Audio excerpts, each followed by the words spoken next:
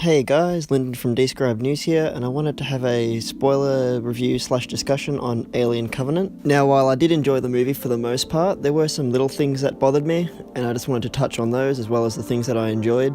This movie serves as a sequel to Prometheus, which was released in 2012 and features characters who appear throughout Alien Covenant, and also is an overall prequel to the Alien franchise. It gives the aliens an origin story, which is what the fans of the Alien franchise wanted in Prometheus but didn't get. So I think this movie is what fans wanted in regard to an introduction to where they came from and how they came to be in the whole series. And with all that out of the way, let's get into the discussion. Now, the first thing I wanted to get into were some of the characters that were featured in Alien Covenant. I didn't think that a lot of the characters were used to their full potential. You've got a crew of like 12 people, and you're only really focusing on two of them, if not three, who are Daniels, Walter, and Tennessee, and that's pretty much only because they are the only ones to survive throughout the entire movie, with everyone else just perishing due to the aliens attacking and whatnot.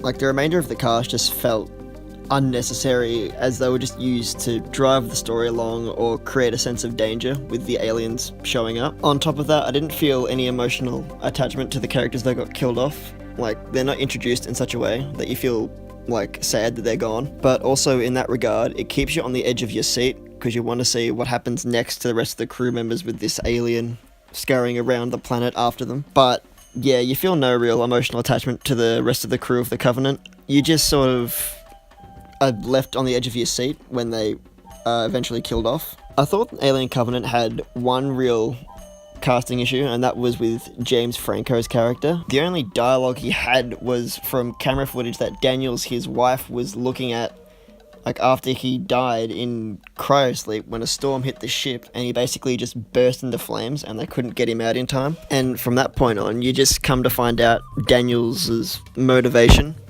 and which was to build a lake house on this new planet that they're going to on this ship. And with his passing, she just feels lost and like that it's all pointless. So with his role, basically, they could have just cast a no-name actor, because James Franco is a fairly famous actor who has been in a lot of movies, and it just seemed like a waste of his time. But with that being said, his death, I guess, moves the plot along, because he was the captain of the ship, and as such, the second in command then got appointed to captain, who was Christopher Oram, who was played by Billy Crudup, who basically makes the decision to go to this unknown planet instead of the planet they were supposed to go to start a new life, and as such, build homes and whatnot on this new planet. Now, while this character may sound promising, he starts to spiral out of control. Like, he claims to be a religious person, and they don't delve into that at all. Well, aside from one part when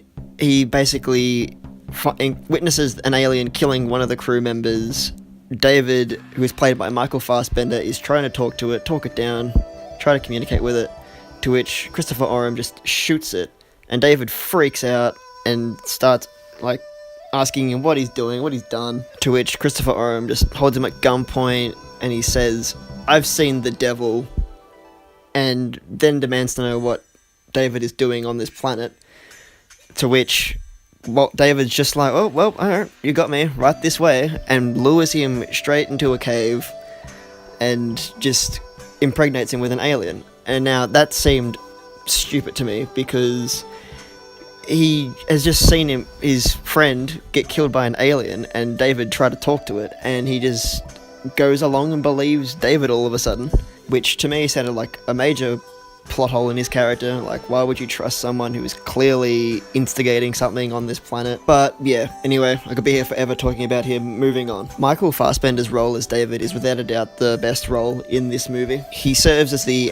main antagonist for Alien Covenant, and he's also the only survivor of Prometheus. Now, to sidetrack for a second, what happened in Prometheus, for those who don't know, was basically it was humanity's trip to outer space to find humanity's creators. Now, the results of Prometheus ended up with every member of the ship and the crew dying, aside from two members who were Shaw and David. And what they end up doing is taking one of the engineers' ships and flying into outer space to find the engineers' homeworld, who are the creators of humanity. Now, of course, Shaw goes into cryosleep because she can't stay alive for the entire trip because it's like X amount of years to get there, and David, being a robot, will just stay awake and just wander the ship. But instead, when they get there, what David ends up doing is he ends up getting these canisters of black goo, which can pretty much create and destroy life, and dropping all the canisters on the engineers as they are all watching,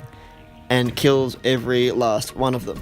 All, of course, without waking up Shaw. Now, getting back on track, David's character is still, like, so sinister. He's clearly got some evil intentions going on, and this is shown when he creates the traditional aliens as we know them by experimenting on Shaw. The reason for this is because he has inherited his father's, like, appreciation of creation and creates his own legacy in the form of these aliens. This is further backed up when David is talking to Walter, the robot that is accompanying the Covenant onto this planet. Now, what basically takes place in this conversation is that David is basically teaching Walter about creation, and at the same time, David is getting frustrated with Walter. Like, Walter just doesn't understand the concept. He wasn't programmed to know what creation is, whereas David was made to have a hubris and, like, think on his feet. And even though he was programmed to think on his own, he probably wasn't programmed to do what he's doing now. With that, we begin to shy away from the character discussion and move into the parts that I thought were the most interesting and stood out the most in Alien Covenant.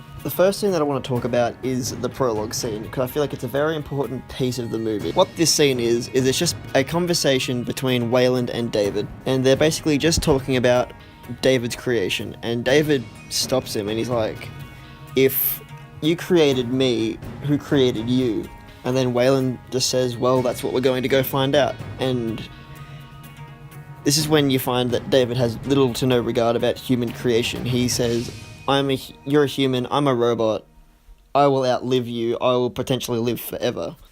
And this scene just gives us a lot more insight into what's going on with David and, like, how he views his creators and whatnot. I've already touched on this conversation, so I'm not going to delve into that any further. The next scene I want to talk about is the first alien attack. Now, while this scene is very gruesome, very violent, it just starts off with one of the infected patients just in the sick bay on the ship, and it's just gruesome. Like, he's shaking, he's like convulsing, spewing up blood, and an alien basically just bursts out of his back and scurries off into the grass.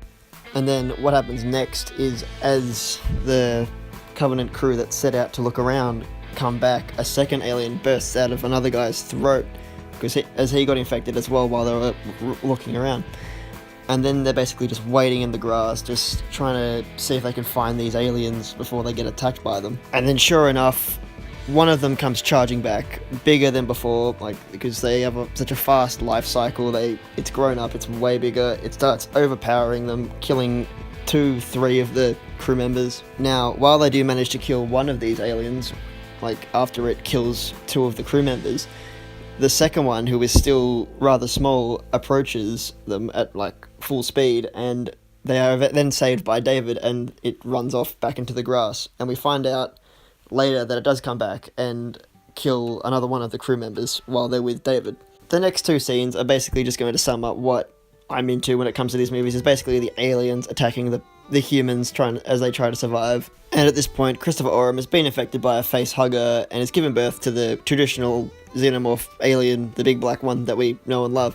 And the first thing I want to say is it felt really strange, like, seeing it in broad daylight. Like, normally it's silhouetted in darkness or in a dark room or something just running around, but it was just there in broad daylight, and it felt really strange. What made this scene really cool, aside from seeing it in broad daylight, was just the return to familiarity. It seemed very reminiscent to Alien 3, like, it was just on all fours, charging them, like, attacking, like, viciously and whatnot.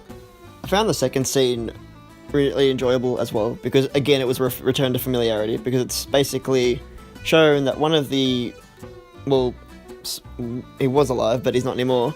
He had a face hugger on him for like 2 seconds, but they managed to get it off and like burn half his face. But it was shown that it did impregnate him, and it erupted out of him, and it was just basically lurking on the ship somewhere. And the reason I liked this scene I think a lot more than the first one, because again, it was a return to familiarity, but reminiscent to the first Alien movie, where it's just a bleeping dot and they're trying to track it down, and it's like a cat and mouse sort of style game that they're playing, up until they eventually trap it with a fair bit of difficulty and blast it back out into space. Now, the final scene that I enjoyed was the ending. The ending was executed so well, and the reason for this is because David is actually on board the Covenant ship. Why this is a problem is because he's the one who created the aliens and wants to see them basically do whatever they do, which is kill anything in their path. Now, the way he got onto the ship without anyone asking any questions, despite everything that happened, was because David and Walter got into a fist fight, and it was assumed that Walter came out on top because David basically mimicked the accent that he had, which was slightly American, whereas David had a more British accent, and it was just assumed that that was Walter. The way that we find out that this is David and not actually Walter is when he's putting the remainder of the crew in cryosleep. And Daniels brings up a conversation that her and Walter had at the beginning of the movie, which was, will you help me build my lake house when we get to this planet? And of course, David has no idea and just sort of gives her a look, and that's when she realizes that this is not Walter, it's in fact David, but it's too late, like there's nothing she can do, she's forced into sleep, with this look of horror on her face. From there, David, still masquerading as Walter, tells the ship AI to open these doors where 2,000 colonists and 1,000 embryos are. And what David does then is he vomits up embryos, like little small, like orb things of aliens. And what this basically tells us is that there is going to be another Alien movie set in the near future. Overall, I really did enjoy this movie. It had some things that I did not like as I mentioned earlier, but I overall thought it was great. It was a good origin story.